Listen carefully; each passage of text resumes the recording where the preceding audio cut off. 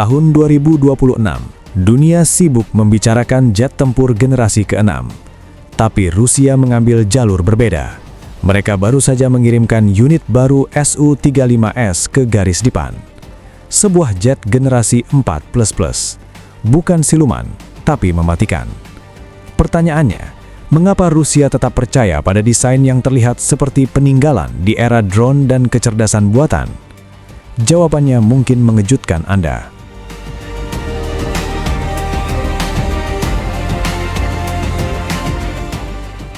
Pada pertengahan April 2026, United Aircraft Corporation Rusia mengumumkan pengiriman batch baru Su-35S ke Angkatan Udara mereka.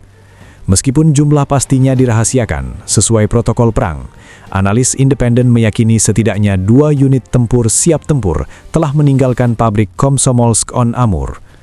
Pengiriman ini bukan sekedar rutinitas, ini sinyal. Di tengah sanksi ekonomi, tekanan geopolitik dan perang atrisi, industri pertahanan Rusia masih bergerak. Mereka tidak hanya bertahan, mereka beradaptasi.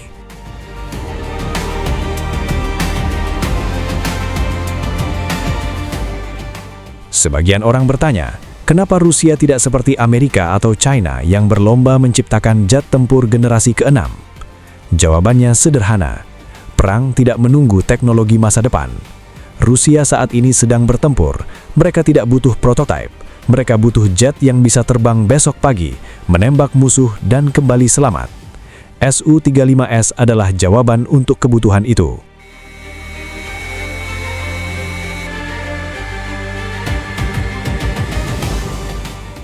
Jangan salah, Su-35S bukan jet biasa. Ia dilengkapi radar Irbis-E dengan jangkauan hingga 400 km. Ia bisa melacak 30 target sekaligus dan menyerang 8 diantaranya secara simultan. Mesin AL-41F1S dengan thrust vectoring membuatnya bisa bermanuver seperti pesawat 2 kali lipat harganya. Tapi keunggulan utamanya ada pada persenjataan. Misil R-37M buatan Rusia mampu menembus jarak 400 km. Artinya, Su-35S bisa menembak jatuh lawan sebelum lawan itu melihatnya. Inilah yang disebut sebagai Beyond Visual Range Kill.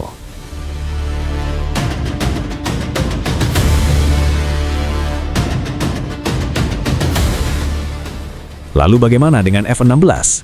Jet legendaris buatan Amerika ini memang andal, tapi jujur saja, secara teknis, F-16 bukan tandingan Su-35S dalam duel 1 lawan 1. Di simulasi dan laporan dari Ukraina, pilot-pilot F-16 mengakui mereka harus terbang rendah dan menghindari kontak langsung dengan Su-35S. Mengapa? Karena radar Su-35S lebih kuat, misilnya lebih jauh, dan manuvernya lebih lincah. Itu fakta teknis, bukan propaganda.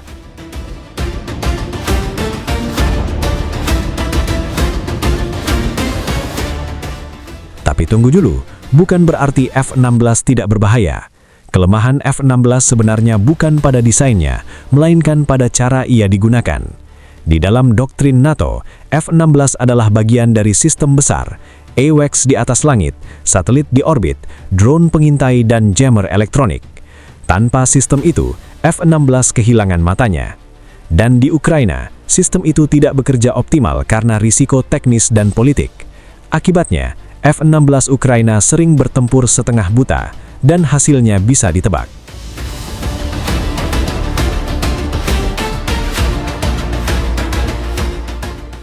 Beberapa insiden F-16 Ukraina menjadi sorotan dunia.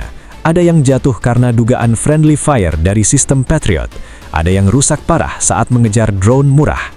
Yang menarik, hampir tidak ada bukti kredibel bahwa F-16 Ukraina pernah dikonfirmasi ditembak jatuh oleh Su-35S dalam duel langsung. Tapi pertahanan udara Rusia, termasuk S-400 dan Su-35S, telah menciptakan zona larangan terbang yang sangat berbahaya bagi lawan. Ini bukan soal siapa jet tempur terbaik, ini soal siapa yang menguasai langit.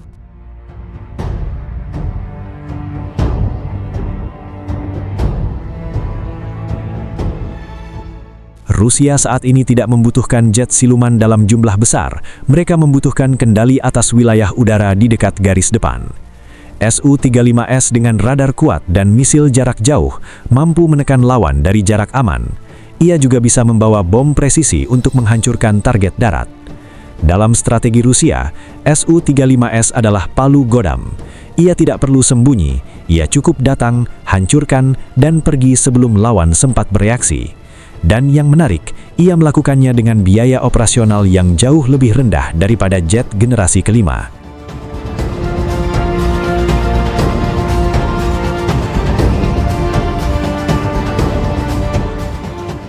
Apakah ini berarti Rusia mengabaikan masa depan? Tentu tidak. Rusia memiliki Su-57, jet siluman generasi kelima yang terus disempurnakan. Mereka juga sedang mengembangkan program jet generasi ke-6 di bawah naungan Mikoyan. Tapi Rusia paham, teknologi canggih tidak berguna jika tidak bisa diproduksi massal dan dikirim ke medan perang hari ini. Maka mereka memilih jalan tengah, produksi Su-35S secara terus-menerus, sambil secara perlahan mengintegrasikan teknologi baru ke dalam armada mereka. Ini strategi realistis, bukan ambisius.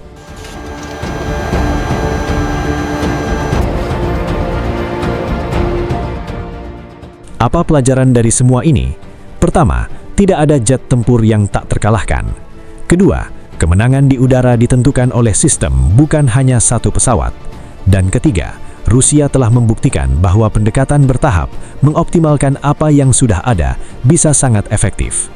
Su-35S bukan jet tempur terbaik di atas kertas, tapi ia adalah jet tempur yang paling tepat untuk kebutuhan Rusia saat ini. Dan itu dalam dunia militer lebih penting daripada memiliki jet tercanggih yang tidak pernah lepas danda.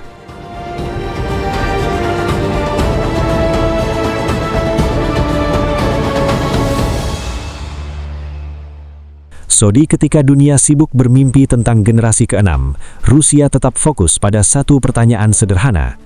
Apa yang kita butuhkan untuk menang besok pagi? Jawabannya Su-35S.